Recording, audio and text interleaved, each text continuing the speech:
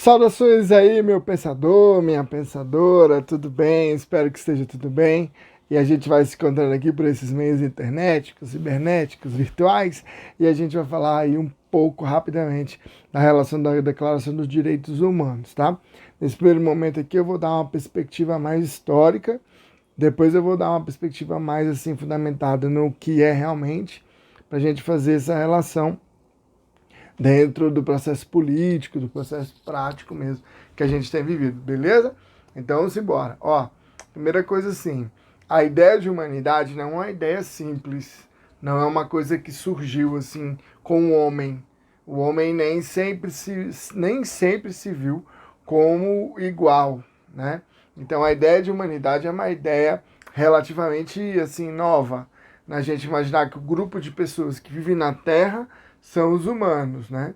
Então, imaginando isso, a gente conseguir colocar esse mesmo nível de visão para todos. Então, um grupo lá no norte, um grupo no sul, um grupo no leste, no oeste, né? Um que fala japonês, um que fala chinês, um que fala, sei lá, norueguês. Esse povo todo fazer parte de um único grupo. Então, se você imaginar, na história da humanidade, você não tem essa relação. Você não tem um grupo que se achava sempre igual, que dividia as coisas, né? Que dava as mesmas proporções, as mesmas características, as mesmas possibilidades de participação, de direito. Não tem muito isso. Então, a primeira coisa que a gente tem que entender, essa ideia de humanidade é uma ideia que vem sendo, vou dizer assim, lapidada, né? Arrumadinha de acordo com o tempo. Não esquece de curtir, dar aquela curtidinha lá. Então, eu quero que você lembre, ó, a ideia de humanidade é uma ideia relativamente nova, tá? Então, a partir daí, nova pensando em quanto tempo tem o homem. Há quantos mil anos estamos aqui, o homem, a vida aqui, né, a organização social, a formação da agricultura e tudo isso que vai ser muito marcante na vida do homem. Então, o processo de entender a humanidade é um processo pequeno. Algumas coisas que vão levar à ideia de humanidade, à ideia de um grupo. Então, a primeira coisa é a ideia da religião. A religião, principalmente o cristianismo, traz uma ideia de irmandade, de fraternidade, né, de ser filho de Deus. Então, essa ideia de irmandade, de fraternidade, vai fazer também a ideia de igualdade. Então, esse é o primeiro ponto. Um outro ponto importante vai ser o próprio surgimento do capitalismo com o reforço da Revolução Industrial. Porque aí surge uma coisa nova também, que é a ideia de consumir, de comprar, de possuir. Então, a partir dessas ideias, ó, você pode comprar, você pode consumir, você pode escolher. Então, no consumo, você é igual, né? Então, essa é uma outra coisa também que reforça. E a própria ideia de escolha, que vai se estabelecendo com mais dificuldade, que é a própria ideia da democracia. Então, esses são os três pilares que vão formar a ideia da humanidade. Então, a partir da ideia da gente pensar em humanidade, a gente tem que imaginar o seguinte: como essa humanidade viveu, né? Como ela se organizou. Então, se você olhar na história da humanidade mesmo, as sociedades antigas, a pobreza era muito grande. Então, esses grupos eram muito delimitados. E assim, os que tinham, os que não tinham. Essa era a delimitação. Então, quando você tem a ideia de poder desenvolver aos poucos isso, você vai mudando. Então, o que eu quero que você entenda?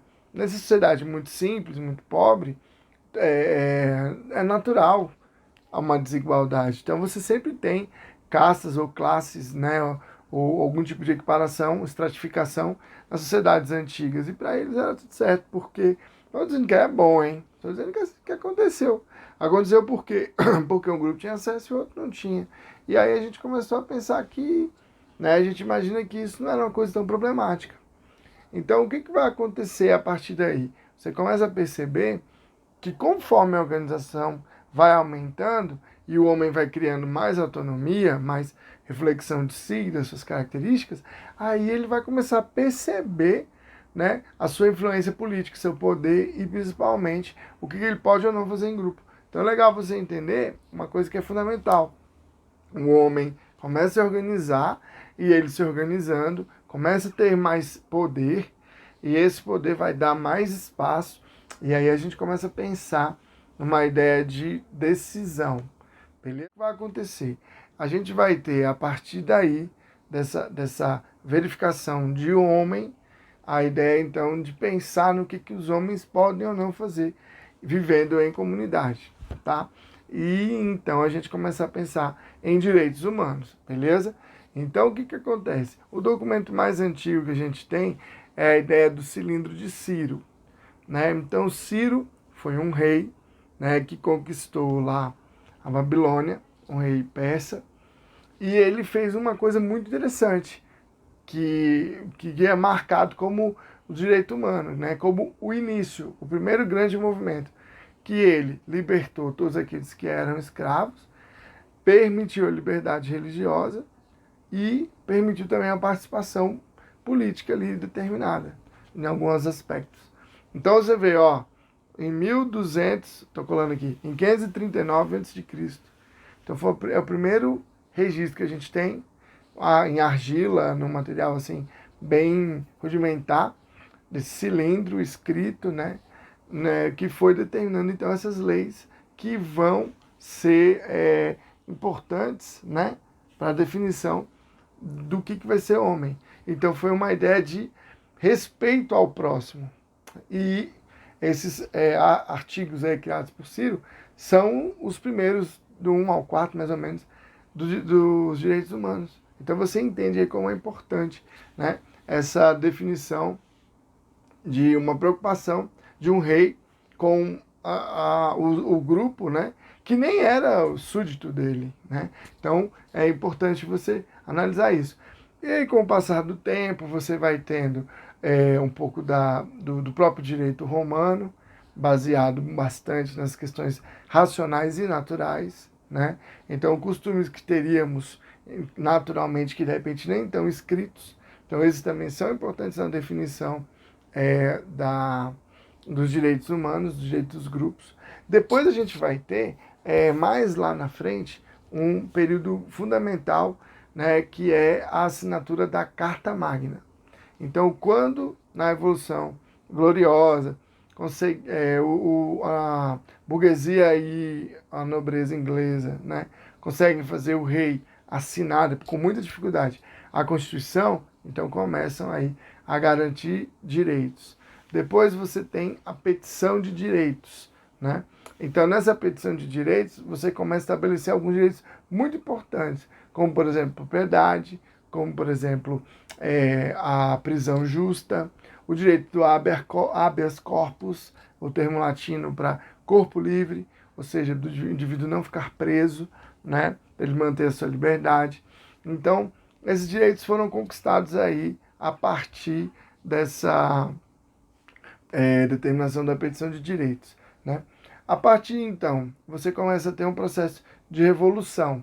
Um dos momentos que também é basilar é a formação da independência dos Estados Unidos. Então, no processo da declaração da independência, também é uma consideração aos direitos humanos das pessoas, né? Muito importante. Depois você vai ter, na Filadélfia, lá, o Bill of Rights, né? Que vai ser também uma estipulação de direitos que é bem básico, assim, bem o pensamento moderno se utiliza muito dessa tabela de direitos, né, que vai definir aí participação política, direitos elementares como fundamentais, entre outros pontos, né, até que você vai ter a Revolução Francesa.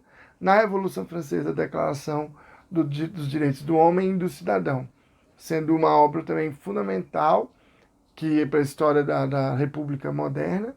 E aí a gente tem, a partir de 1948, né, depois da Segunda Guerra Mundial, uma grande preocupação, né, dos países, a formação então da ONU, e depois em 48 você tem o pensamento de um grupo grande de pessoas muito influentes e muito importantes, mais ou menos umas 50 pessoas, lideradas aí pela primeira-dama, né, Eleanor Roosevelt, né, a esposa do presidente americano Roosevelt, e ela vai, junto com esse grupo, estabelecer aí, formalizar o que então vai ser a Declaração Universal dos Direitos Humanos, né? baseado principalmente na ideia de, vamos entender, de respeito, né? A ideia também de você ter a dignidade humana, esse é o principal ponto, beleza?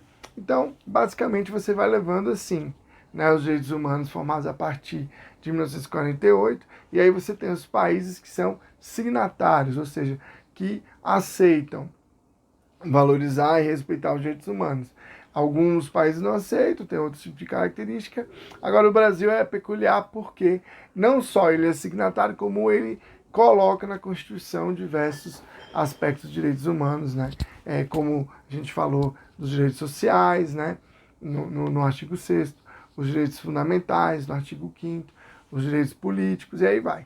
Beleza? Então é isso aí. Vou nessa aí, então espero, agradeço tua atenção. Vou nessa e até breve aí. Deixa eu pegar aqui. Abraço.